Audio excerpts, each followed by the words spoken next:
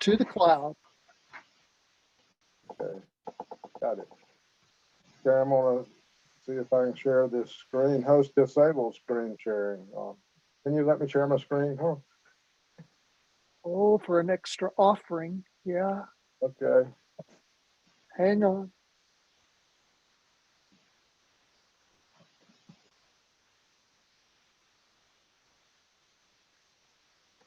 You are now co-host. Robin, I'm going to make you co-host too.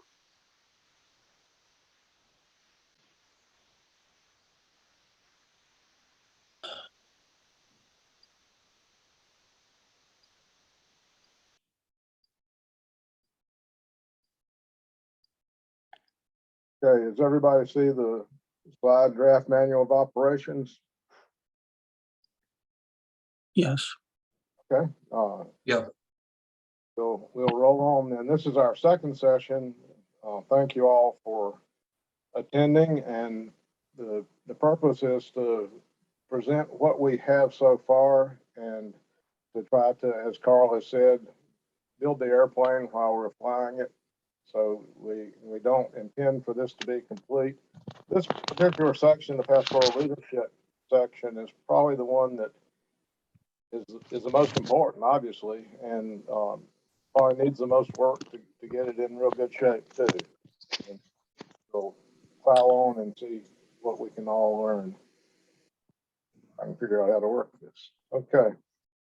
We've, I think, seen in the table of contents how we've got this organized so far. We're down here in the commissions, the Pastoral Leadership Commission that we're going to highlight today and move through. Questions, if you put comments in the chat, they will be.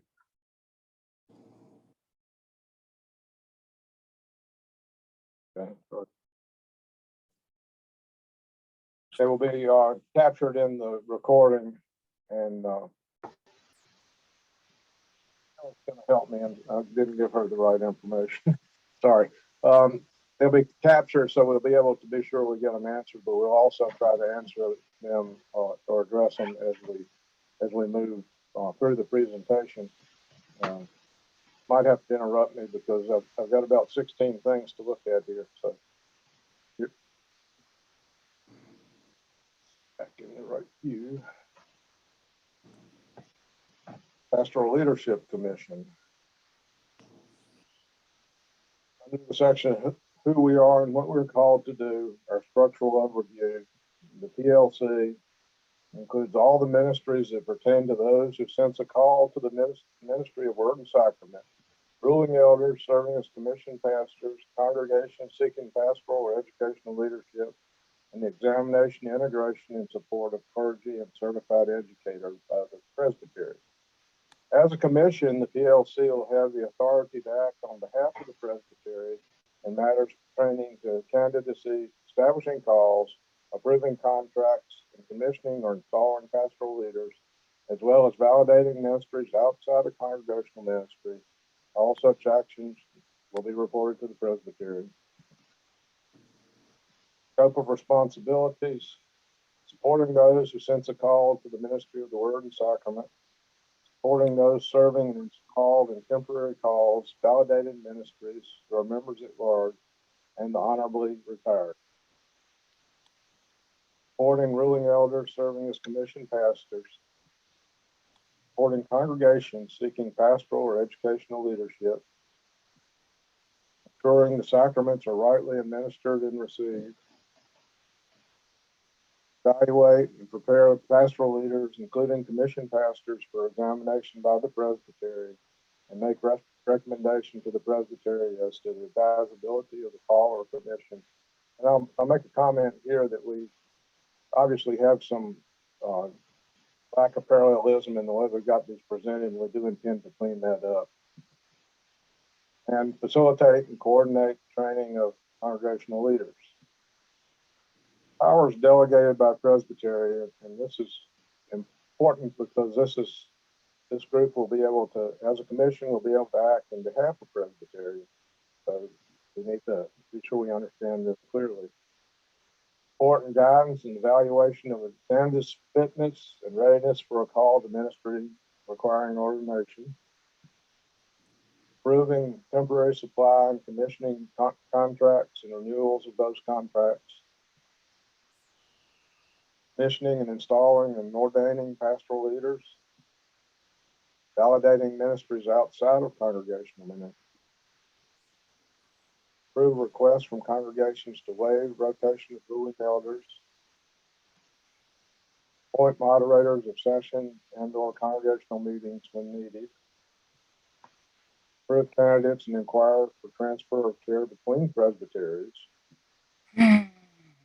Nominating teaching and ruling elders to serve as readers of TCUSA standard ordination exams.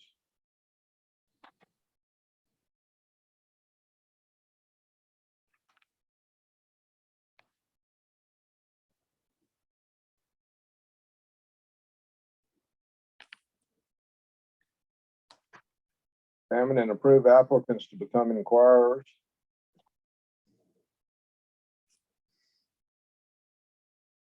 I ran out of space, so I squeezed the top. Examine and approve commission pastors as to their preparedness for seeking commissioning to a particular pastoral service. Authorize commission pastors to moderate the session of the congregation to which he or she is commissioned, to administer the sacraments, and to officiate at marriages where permitted by state law. Assign mentors to commission pastors as required by the Book of Order. Dismiss teaching elders to other presbyteries and reformed denominations. Approve teaching elders to the status of honorably retired. Ruling elders administering the Lord's Supper as needed, that would have to have approved. Responsibilities. Care and nurture of teaching elders and certified Christian educators. Shall fulfill all the responsibilities set forth in the Book of Order as pastor, counselor, and advisor to the teaching elders and congregations, being further guided by the most recent advisory handbook for ministry, committees, and missions. Shall provide care, support, and oversight for all ministers and certified Christian educators with special attention to newly ordained couples and women, retired ministers and their families, those laboring outside the bounds of presbytery or in special ministries. Responsible for being with churches as they transition different calls, at the congregational meetings when dissolving or extending a call, electing and training the PNC, liaison involved with the interviewing the candidate to make sure they're a good fit. Turn nurture candidates and inquirers. Establish and guide covenant relationships with those seeking ordination as teaching elders and with their sessions and congregations under the Book of Order, being further guided by the most recent advisory handbook for preparation for ministry in the Presbyterian Church USA. Provide liaison from the PLC to each inquirer and candidate. Examinations. Examine and recommend all candidates and ministers seeking membership in the Presbytery, all full-time, part-time, stated supply, and interim candidates shall be examined for congregational compatibility and theological fitness. Commission pastors be examined for congregational compatibility and theological fitness. Care and oversight of commissioned pastors. Assign a mentor to each commission pastor. Review the commission annually with the commission pastor in the session. Pastor and church relations. That doesn't really have much calls and pensions. Also, not a lot fleshed out under that either. Review and concurring with terms of calls and called pastors. Recommend exceptions to the minimum terms of calls to presbytery.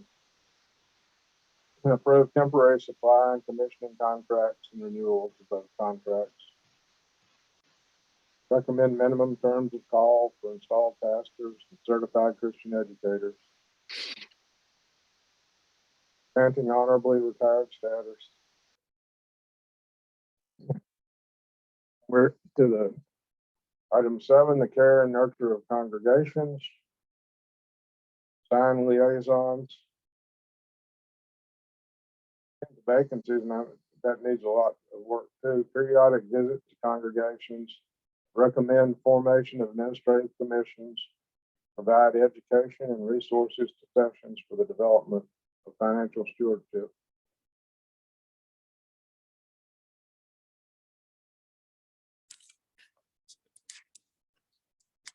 Leadership development. Ruling elders, teaching elders, commission pastors, and certified Christian educators. Validating ministries. Validating them. Authorize sacraments for conferences, chaplains, ruling elders, administering the Lord's Supper as needed. New work communities not associated with the session. Membership and staff liaison. General presbyter will act as a liaison with assistance from the stated clerk. 3 classes of 5. This is a little larger group than it needs to be because of the amount that has to be done. Members of subcommittees other than the chair and does not need to be a member of the PLC. Membership is formed in consultation with the nominating and representation subcommittee of the CMC. That's to be sure the representation stays appropriate. Any subcommittee must have at least 5 members, 2 of which must be from the PLC. Leadership, the chair is elected by the presbytery. Secretary can be elected by the PLC, as can the subcommittee chairs. And a quorum. The quorum shall be 2/3 of the members on the PLC, and that's important. That's members and not those present. 2/3 of the members. It shall be at least every other month and may take place electronically.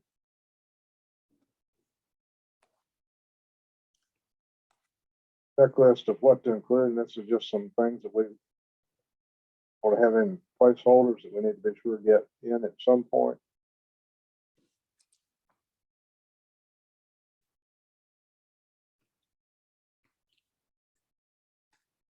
And at September 6th, we're having 4 listening sessions. We had one last week. We've got 2 more in the next 2 Tuesdays. You can see there what section of the manual we'll be working with.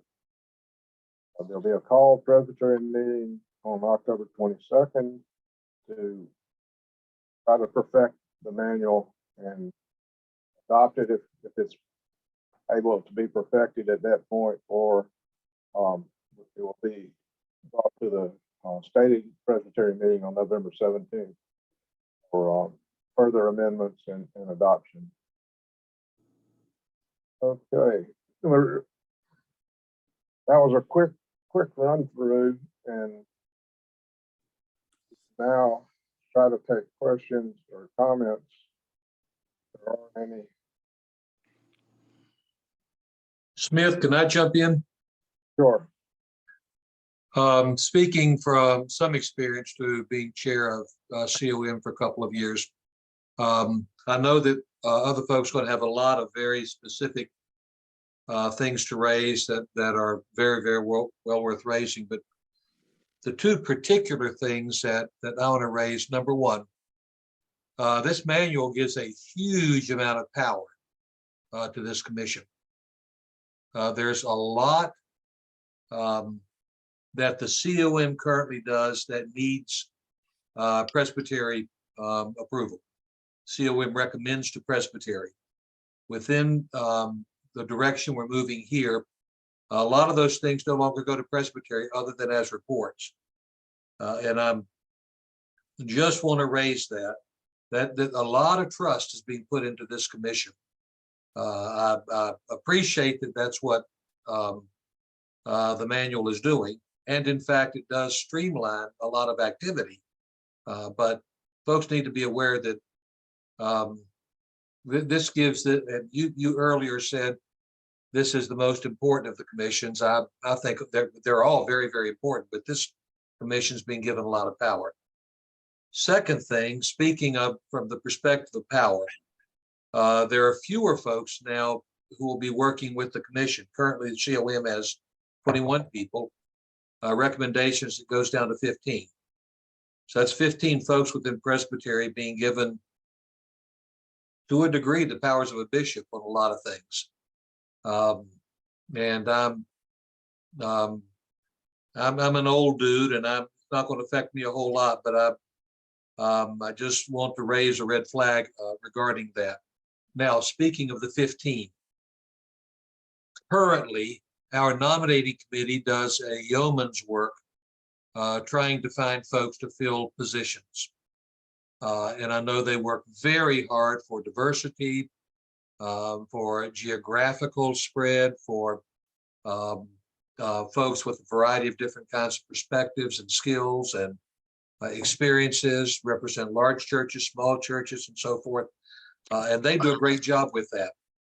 It seems to me, as I understand this, that the 15 folks who are being named by Presbytery, who will, I presume, be approached by nominating committee to have their names put up for election, that those 15 folks are going to have a huge recruiting a diversity of others to fill positions like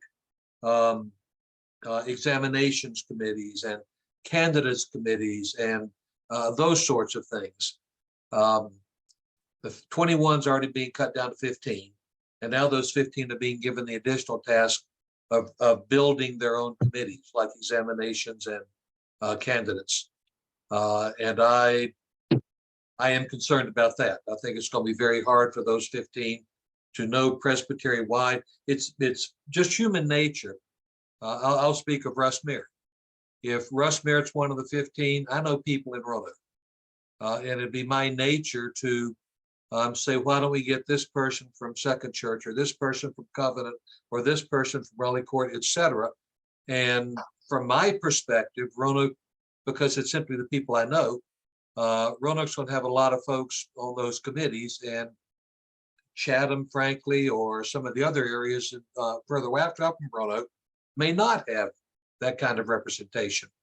So I'm just wondering if the numbers for this commission are a little small. And I've raised my two major concerns, and I'll kick them back to you. Thank you, Russ. We have talked about that, and that's something that may very well get adjusted. It looks like Carl might be smiling. He's been concerned about that too, and we will certainly take that very seriously, because it is a big change. If I could speak to that just briefly. I do think that the numbers are a little bit misleading, because the idea was that a lot of the heavy lifting would end up being done by subcommittees. So you might have a group that is only 12, just for example, but then you've got 3 subcommittees that are doing some of the work too, and so the work that used to be done by, say, 24 ends up still being done by 24, just in a different configuration, in a different structure. But that's not laid out because we wanted to make sure that there was flexibility for the folks on the commissions to determine their own structure and figure out how many people they thought that they might need to do the work. So just wanted to address that one concern about the number of people. Dave, I appreciate that. My question is, who then recruits the folks for the subcommittees? I believe that we had said that it's going to be the nominating committee as well. I'd have to look at that to be sure, but I think that was the case. Let me look in my notes, but I'm not sure. Do you remember, Smith? It's a joint effort between the nominating or the nominating committee and the commission that's Okay. building the subcommittee. Okay. Is there a list of the subcommittees? It's not, because we are intend for the commission to determine what subcommittees they need. What are the current subcommittees of COM?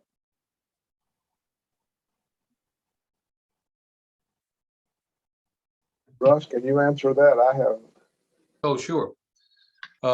Candidates, the commission pastors, the, shoot, I just mentioned it a moment ago, the examinations. We have part-time staff overseeing the work of the PNCs, training PNCs in the front end of their work. Carl, I think I've covered our immediate subcommittee. We have a lot of task forces, Right. but Actually- those are the ongoing subcommittees. Well, yes and no. Sorry, I'm going to correct you, Russ, okay? Good. Thank you. I love it.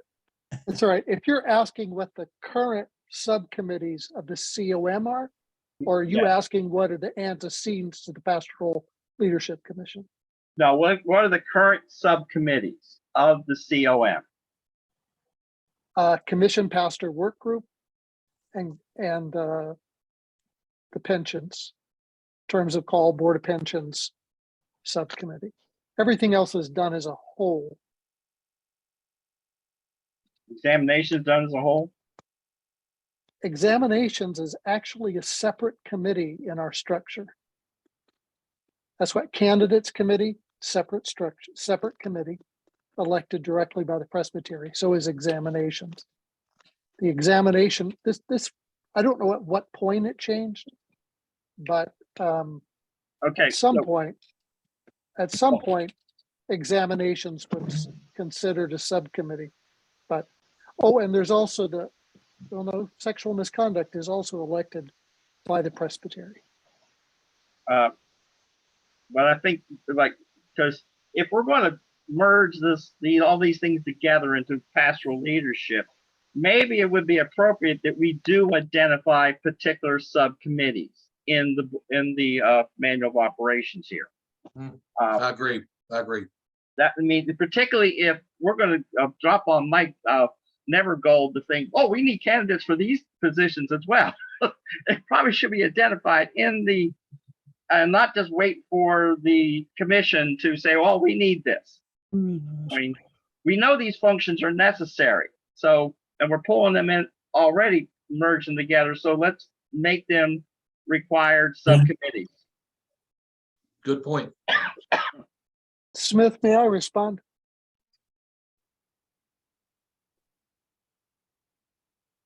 yeah, sure. Go ahead. Smith, my concern about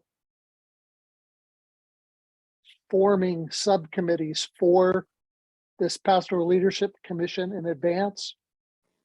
Honestly, this area is where the presbytery seems to me has had the hardest time thinking new thoughts or thinking outside its current structure. Because what we've done is we keep talking about this as though basically we would have 5 subcommittees or whatever. But if you could think about themes, I guess is the way to put it. I'll use as an example the preparation for candidates for ministry and the preparation of commission pastors. They serve different purposes in the church for sure. But the process of overseeing and discerning with people, it's the same skill set. Guiding people from in the CP process, guiding people into inquiry and candidacy. Yeah, the details, the steps are different, but the overall purpose is the same. Somebody feels called to ministry, and in the Presbyterian Church, we connect with the community, with the body, to test that call and discern what we need to do to prepare. And at the long end of it, for a candidate, we certify them ready to receive a call, a part of that process is helping them write a PIF. A frustration for the commission pastor, both individuals and for the group, is we can lose people between Hello? the sense of being prepared, right? They're ready, and getting their names out to One more time, sir. search committees. That's where that process breaks down. We don't have to reinvent the wheel. We've got a candidates committee that is equipped. They know how to do that. So I personally see those two as blending pretty naturally. It might mean currently the CP committee works, the CP work group meets, Dusty, probably every other month, at least. Every month. Yeah, every month. The candidates committee meets 4 times a year.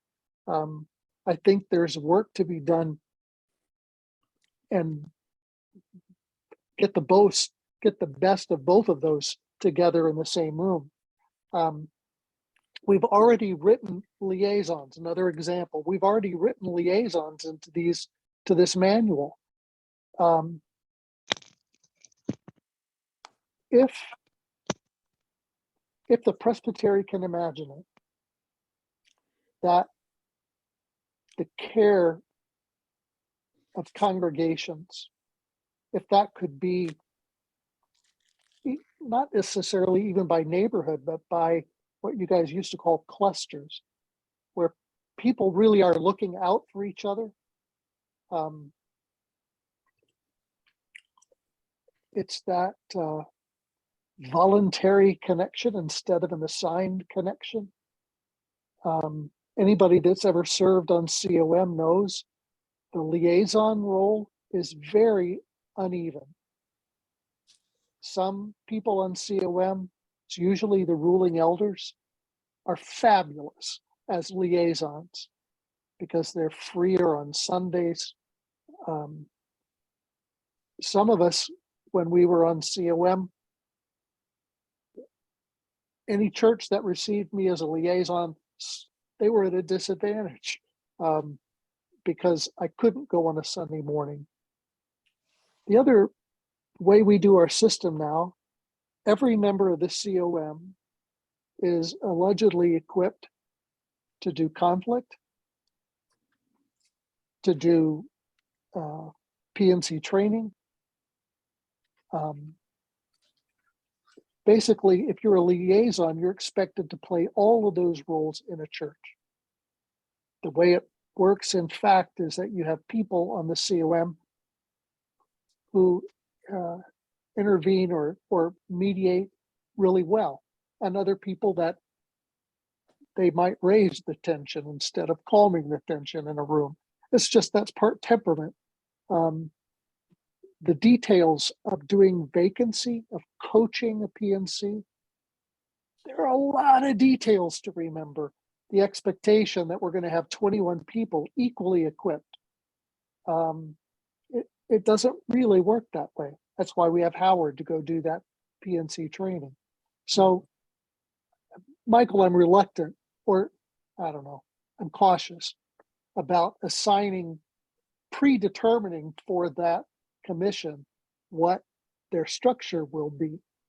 Well, what I'm, a lot of, get this straight. A lot of what you just said there, Carl, really does argue for a larger commission because there's a lot of face time. I mean, this is probably the most interactive, personal, person-to-person commission we have. Because this is the heart of what a presbytery is supposed to do. And I'm looking at, like you just said there, liaisons, I mean, people dealing with candidates, CPs and all that. That's a lot of face time. Yep. And we got one staff person for this, besides you. Actually, Smith, I would I can't remember exactly. I think you should put this will be served by the GP and the stated clerk. Nothing like helped by or assisted by. I forgot about stated clerk. Yeah. Yeah.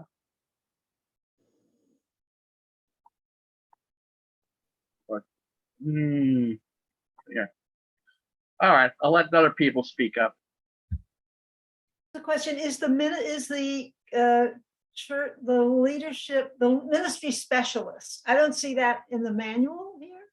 Jen Brothers' job. Would not that position be in the manual?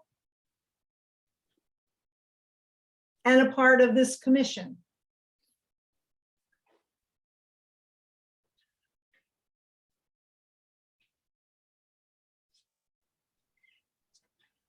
I'm thinking, Dusty. What? Yeah, yes, I think the ministry specialist, actually, the leadership development specialist would certainly be an advisor, I guess. What I hesitate to do is to turn,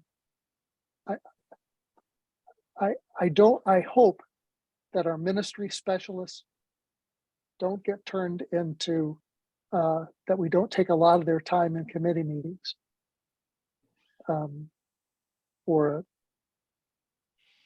to spend their time really focused on leaders and on congregations trying to discern their future. But of course, anybody on staff can be a resource, Dusty. I mean, that's kind of how we function. But yeah, it belongs somewhere, doesn't it? Carl, and Smith and Dave, y'all correct me. I think all of the staff are listed under the Commission on Administration. I think. They are. I'm not sure that she's listed. She I may don't not be, recall. yeah, but it would Yeah. not be in this particular section of the operations, manual of operations. It would be listed in the Committee on Administration section. Administratively, yeah, she would be there. All the staff would be there. But responsibility wise, I would think since this in so many ways is how I understand that position is with these concerns. I mean, administration's one thing, responsibility or an advisor to would be here. That makes sense. The congregation health and ministry health would fit here without question. Yeah.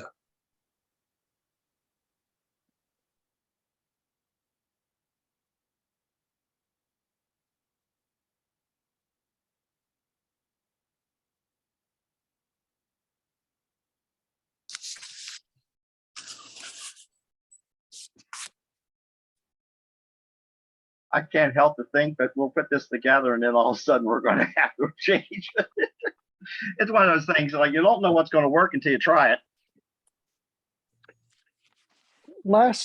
At our last listening session, the first one, the question was raised, what belongs in the manual of operation? And what belongs, what's the other term, Dave? You have a manual of operations, Procedures. procedures. And I thought about that conversation when Smith was marching through all the details. And part of that detail is because it's required by the Book of Order. But I still think that's a helpful distinction to make because the presbytery is going to approve now and always what goes in the manual of operation. So what the details are may belong in that procedural manual. No, the appendix. We were talking appendix last week. Excuse me, appendix. Procedures will probably be an appendix. And policies maybe, we're looking at maybe having those approved by Presbytery. There'd be two different appendices. I wonder if anybody in the room, in the house, so to speak, served on the original work group that suggested a pastoral leadership commission in the first place. I wonder, I wasn't in that room, and I wonder what inspired them to suggest this, and what would we lose if we maintain things as they are? If I may pipe in again, part of what this commission is how I came into ministry. West Jersey had a commission to examine me. I didn't go before the whole presbytery to be examined. I didn't preach before the presbytery. I've never really preached. I never preached before the presbytery for my ordination. I went to the committee, and they heard my preaching. They heard that. They examined me. But they did take me for final examination to the presbytery for them to examine me for ordination. So part of what this commission is something that's historic anyway in other presbyteries, of moving some of that functionality away from a presbytery meeting to a committee or commission. I can see what they're doing here. Thanks. Smith or Dave, related to that, I've raised this question before, but as I recall, the authority reserved by the presbytery is to examine all people for membership. I remember a presbytery meeting in which we voted that down twice. For what reason have you reserved that to the whole presbytery as opposed to the model of having a commission examine and receive members?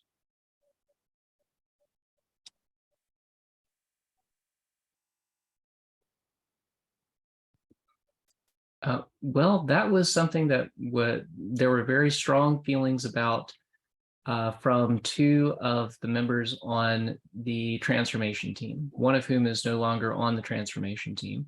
The other of whom is a former chair of the examinations committee.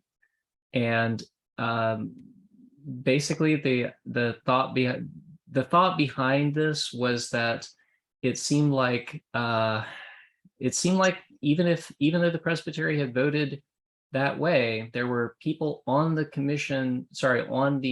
transformation team who were willing to argue to presbytery that there was a different way of doing things that would be better. I was not one of those people. I didn't agree necessarily with that, but I think that it's fine to make that case at presbytery. Unfortunately, I don't recall well enough their arguments to present them, other than the standard, like, this is a decision presbytery should make. Do you recall more about that, Smith? I'm pretty much in the same boat you are. It was some very strong feelings, and we felt that they needed to be respected. One man's opinion, and only one man's opinion. It seems to me that one of the single most important things that Presbytery does is serve as gatekeeper. And I may be old-fashioned with that, but I hate handing that off to a smaller group of people. And then selfishly, I love hearing the seminary sermons. That's one of the highlights of Presbytery quite frequently, is hearing the sermons of those folks who are standing before us, sharing their faith in proclamation. I would hate for the Presbytery to lose that opportunity.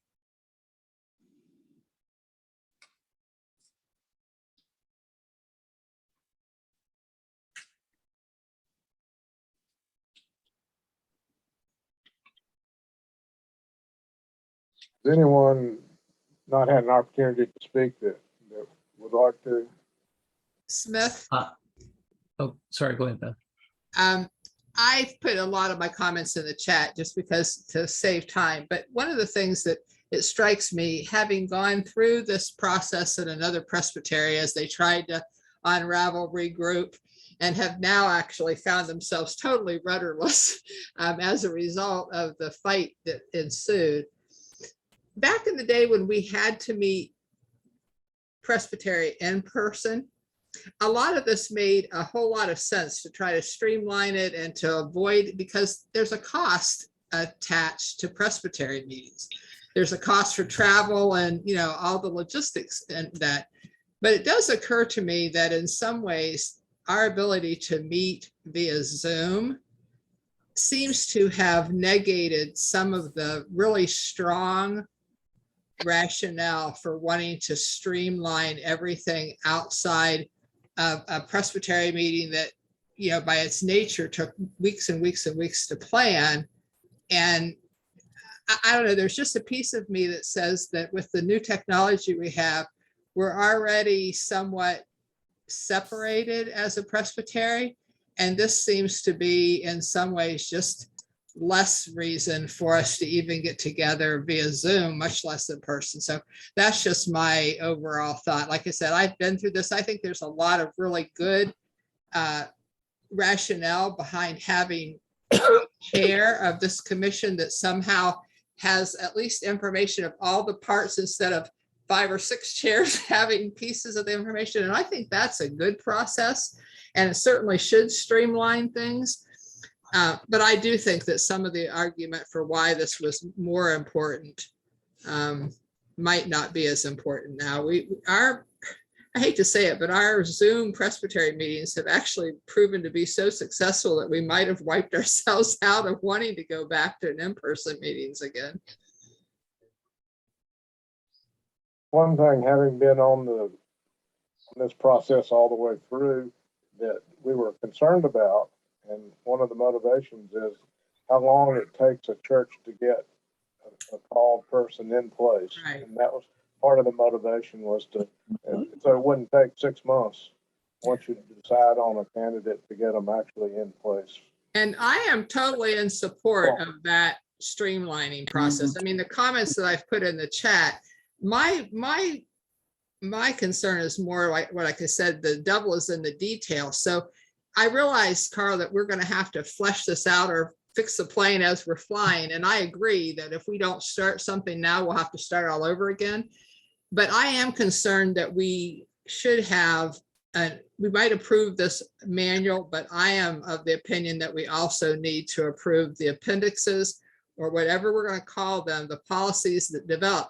That might be a year from now when they're fully fleshed out, but I'm against having a small group of people basically putting the nuts and bolts into the plane without more than one set of hands, or, you know, the smaller group making any of the smaller groups making all the decisions. So I think we have to streamline. I think we've got to do something that's better coordinated than what we're doing now.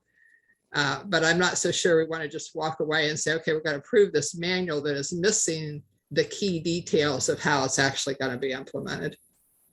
And I should say that that was the intent of the committee that put the manual together, which I served on, and that was that we would probably be going back to Presbytery with changes and additions. Like, there's a process for amending the manual, Right.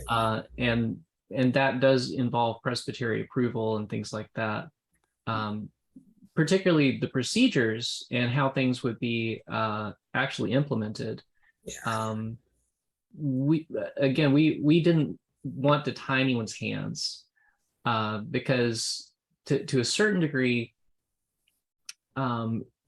we may not know. Like, we may Right. think we know the best way to do things, but we don't want to.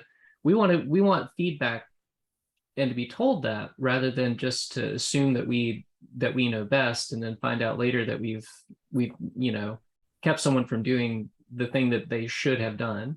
Oh, I And when I was definitely in- think this isn't going to be something that you can have a fully fleshed manual. I'm just concerned Right. about some instances where it seems as though we're going to approve this manual and then the rest of it's going to be determined by its own structure. And I'm just wanting to make sure that there's a tie back into Presbytery.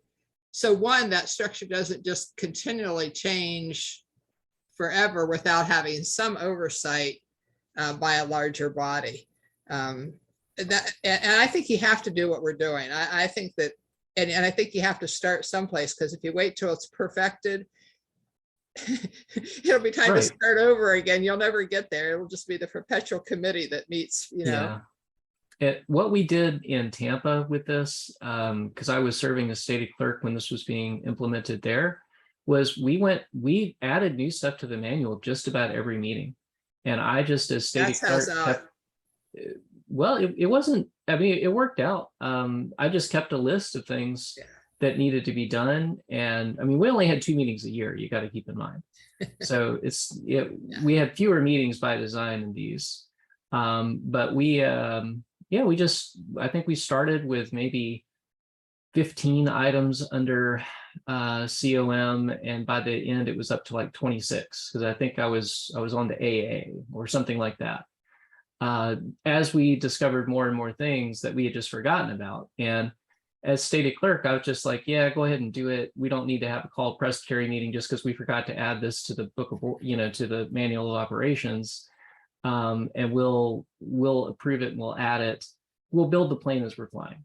Right. And I think that's a legitimate way to do it. I'm just, like I said, I'm concerned by some sense that the manual will be approved, but there's still going to be the nuts and bolts part of this that is or is not going to be approved. So, and is it going to be clearly stated in the manual what pieces of this? Because you'll get greater buy-in, I think, if you don't leave it hanging out there as though you're only going to get this little bit of it and the real work is over here. We're not going to tell you how that real work is happening. You're not going to approve that piece of it. So that's how if somebody could clarify that as exactly what's happening, I think you'll get better buy-in. Okay, yeah, the main issue that we've got, I guess, is just that we don't want to we don't want to completely line everything out, because in a sense, if we do that, we might as well, what are we changing? We're just kind of Right. shuffling things around. I agree. I think there just has to be the process for communication going forward of what's going to be approved. You're not going to Yeah. have everything in this manual. There's no way you would have it. And you would, like you said, you would Okay. have to. I misunderstood it. So you mean that we should have the process more clearly lined out for how we're going to add things to this and how okay. the policies are going to be created. Are they going to Gotcha. be simple? You don't Yeah, mean have all the policies done. You mean No. line out. Okay, I got you. that's hopeless. I mean, we would never get anywhere if we did that. We'd be sitting here. But I think if you had the process outlined, at least people would understand that they're not approving this very broad umbrella with no details, and they're never going to have a sense of approving the details. Those details may take, I mean, they're going to be ongoing, but like you said, if you keep a running list and they're communicated to Presbytery and voted on, at least there's some oversight for this committee structure by the whole of Presbytery. Right, that point was made last time as well, so I think that's something that we, if we finish up the manual, we'll certainly keep that and give that the proper attention. Thanks, Steph. You're welcome. Smith, we've spoken to several things that are concerns. The flip side of that, there's some positives in this as well, and I want to echo that. I appreciate that Dusty can speak much more clearly to this than I, but I appreciate that the commission pastors, those folks, are being given some recognition within here that's very important, because they're a very important part of our ministry offerings to local churches. The other big thing is the fact we're talking commission language rather than committee language. And that is giving a great deal of flexibility to get the church, the work of Presbytery done, rather than having to do it on the floor of Presbytery on some occasion. The question is, what are the commissions going to be doing? And what are they not going to be doing? there are things now that COM brings to the Florida Presbytery that might more quickly and easily be handled through a commission. The concern is there are those other things that we need to make sure the full Presbytery gets to act on. For nothing. That's balancing act that we've been Yes, playing, and we need to be sure we have that right. But as Dave said, we can always amend the manual, and also the policies that are proposed to be amended as they're considered. So there'll be ample opportunity for the Presbytery to guide commissions and committees. If I may change subject now. I'm assuming that the pastor, number 5, pastor-church relationship is where we're gonna, when unfortunately we have to deal with conflicts within congregations. That's the subheading or the cover where that's gonna be stuffed into. I think so. Pastoral congregation relations. I mean, that'll be responsible for ACs and that kind of stuff.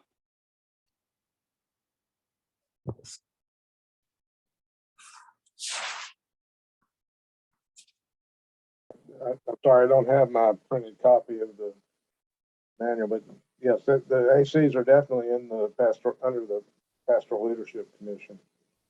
Because there's no details underneath that one statement. It just says pastor church relationships, and I figure that's where all the non-nice things have to go on. Right, and as we said, we haven't gotten through. The team is going through the manual section by section, and we have not gotten through this section yet. So some of the things that you're pointing out will be picked up by that process, and of course there will be opportunity to add those at the October 22nd meeting, especially as we go through section by section and hopefully perfect and possibly adopt the manual.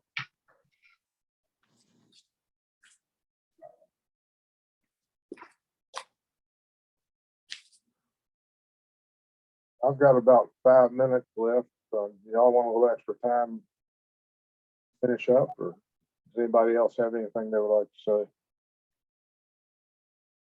I did want to say that I looked it up on my manual, and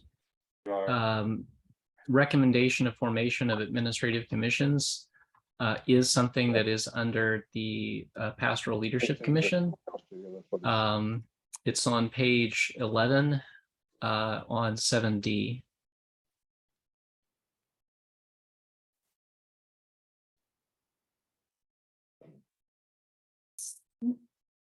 Smith, just one word. I hear Carl talking about the reason for combining seminary candidates for ordination and CPs, but I think the CP program is going to probably grow as churches are no longer able to hire full-time pastors. We currently have 10, and I think the candidates committee has only 3.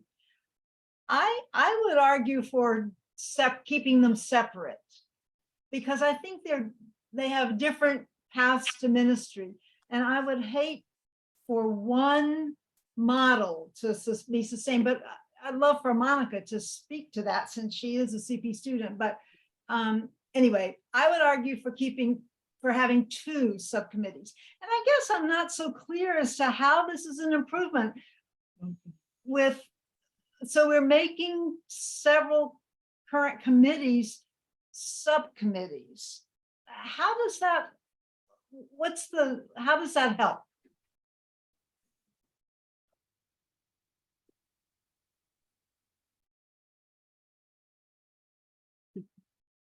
Did you want to field that one, Smith, or do you want me to? I think it's an open question, but go ahead if you want to address it. Well, again, there were certain principles that we were trying to adhere to To some degree, Dusty, I'm a little, I might have detected some frustration in your question. And if there was some frustration there, I would probably share it. Because on the one hand, what we want is a bottom up rather than a top down structure. So we were trying to figure out how to do things in a more bottom up way. Yet we've got a top down structure. We are a top down church in that we've got this book of order that is determined by the General Assembly, then approved by the presbyteries and whatnot. And yes, any church can make recommendations to amend that, but there are certain things that need to get done. How do we balance flexibility and the ability to quickly make decisions or try new things or do things differently with the really baked in top-down structure? So I think the idea behind these subcommittees is maybe some of the work doesn't need to get done, or maybe some of the work doesn't need to get done in the same way, or maybe some of the work can be done in a, I guess, more flexible manner. Or maybe, there are some things that we can turn on the dime. What I found, or what we found in Tampa Bay, was that this is very, very reliant on, see, the problem with bottom up is that there has to be someone willing to lead on the bottom. There have to be motivated people who are currently not, who feel stifled now, or who feel like they can't do the things that they want to do or need to do or called by God to do, who are willing to step up and take something over. And if you don't have that, then you kind of, I forgot who mentioned it, I think it was Beth, you might end up with a rudderless ship. And some of our committees, it worked really, really well with. Like our COM, actually, it turned out great, but our equivalent of the missions committee, it didn't work well at all, because there weren't as many motivated people. Also for that one, I think they just had, there was too many things that were put on that committee. But, so to answer your question, that's kind of our best shot. If you have a better idea about how to do it, I mean, I personally am all ears. I'm willing to listen, but yeah, to a certain degree, we're also just kind of shuffling responsibilities around because there are certain things that need to get done. I hope that was helpful. I don't know if it was or not.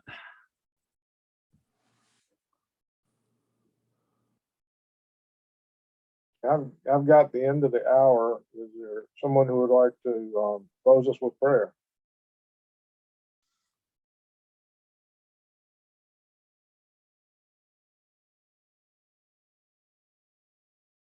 Let us pray. Thank you. Dear Lord, a lot of ways we are climbing into a boat and we're hoping the storm is going to be mild. But we know, Lord, that you're always with us, guiding us in everything. Because everything that because your spirit is with us. Guide us as we make further decisions about how we're going to structure ourselves and how we're going to do the business that needs to be done so that your word, your message, your love shall be shared. In Christ's name we pray. Amen. Thank you, Michael, and thank everyone for your attendance and attention, and email if you think of things that you want to say to the transformation team. Follow them through Julie. She will get them to us, or you can look up anybody on the team's email in the directory. So please, we want to keep listening. This isn't the only chance you have. Smith, last time, it seems to me I don't remember who saved the chat last time. Joe did, but it saves with the recording. So if shows Does it? up when you, Okay. when you view the recording, it shows up. So since you now know how to give us a link to the recording, it should be good. Yeah, it should be All in like a text file on your local machine when the recording is done, like converting or whatever. Okay. We'll hope that's true. But I could not figure out, there wasn't, I've seen it, the ability to save it when it wasn't being recorded, but I couldn't find it last time. So I think it did come through on the recording though.